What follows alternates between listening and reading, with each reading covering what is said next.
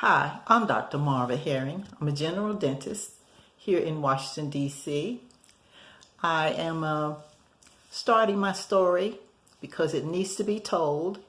I need help, I need followers, I need people who understand, and as soon as you can see the information in my story, you will ultimately become a follower of me and my cause, which is just to have equal rights and to be treated like a fellow American citizens.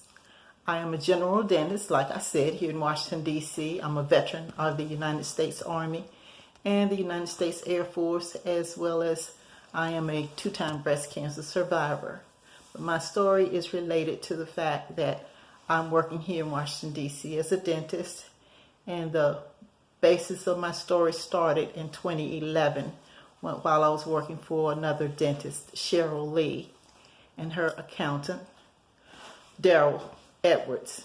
So at that time, Cheryl Lee was losing her practice, and she expressed that to me. She was crying that day, and she was afraid. She didn't know what to do. So I was an experienced dentist. She finished school before I did, but she was a children's dentist, and I was a general dentist working on adults and children as well. She also worked on adults and children. But after she explained her situation to me, she was actually closing her office and telling everybody to leave. I probably had been there maybe a month or two, well, a good month I would say, around March of 2011. So that particular day I went ahead and looked at what she had scheduled, the patients she had scheduled, and went ahead and treatment planned patients. And on that one particular day, I probably treatment planned approximately $40,000 or $50,000 worth of work. So immediately, she and her staff could grasp, after I did the first patient, they could grasp the fact that there was a large upswing in their finances, and immediately observable large upswing in their finances. So this continued. That was the first day. Each day after that, she had thousands of patients, but she was just doing cleanings on the patients. She was unaware of the different procedures you could do in order to generate income and make money. And however, as time went on, she began to pay everybody in the office except me. Ultimately, at the end of that year, she paid everyone regularly on Thursdays, and she never paid me. So at the end of that year, I was paid maybe $40,000 instead of the $400,000 that I should have been paid, because she made easily more than $1 to $2 million. She was paying the other men who worked with her on a 60-40% basis. She was paying me the smallest amount she could pay per day.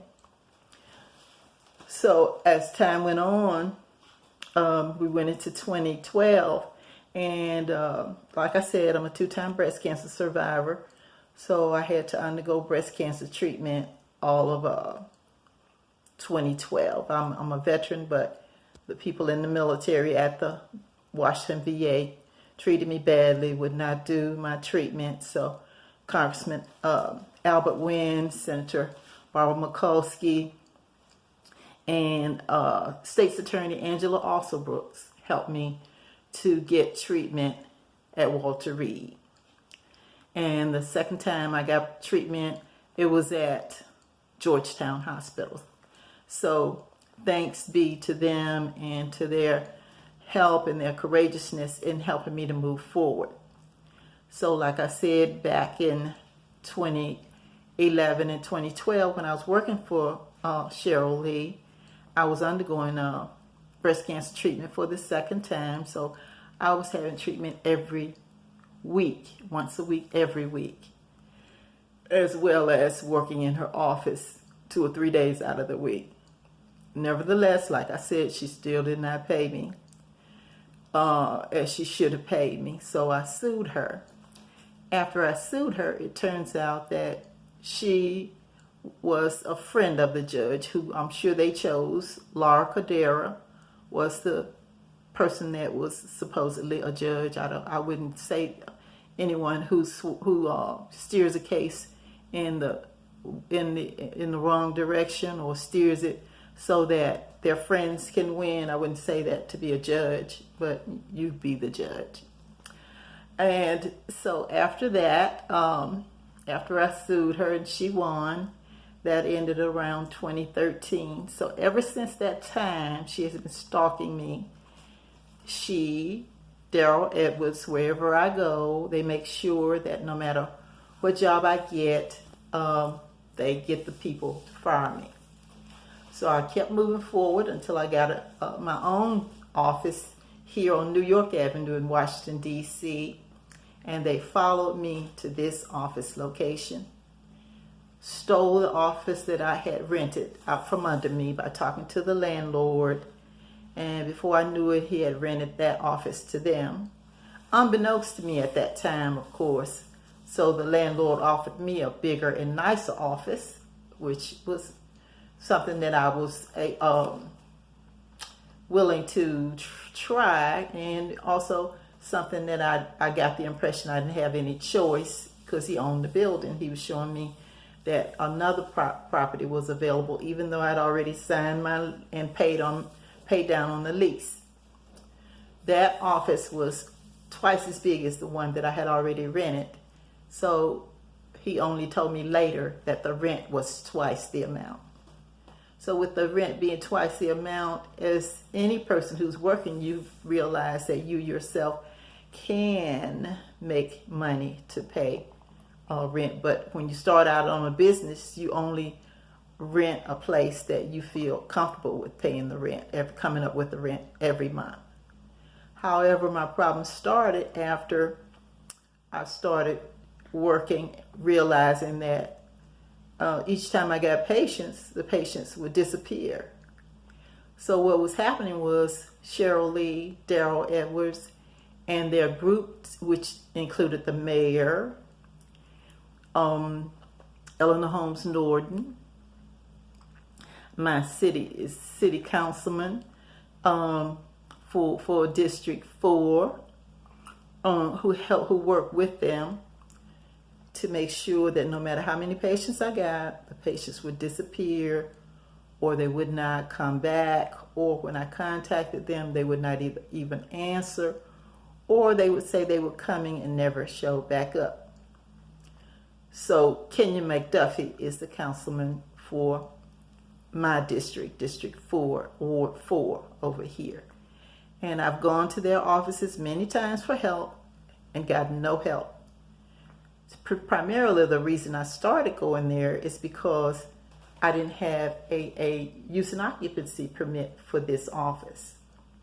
So I kept going to the mayor's office, and they kept acting like they were going to help me. Each time the guy was so silly, Mr. Taylor was so silly trying to help me, until he would come in and he'd send me to a young person to help me.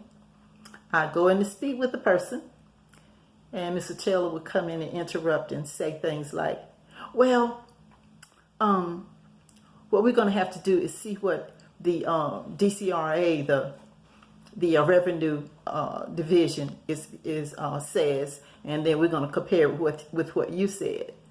So the thing was, he didn't know what I was discussing, but he blurted out my information without me even telling them. I had been there so many times. So then, as time went on, it was obvious to me that the mayor knew who I was, and she was determined that she was not going to help me, and she was going to try and stay her distance to pretend that she didn't know me.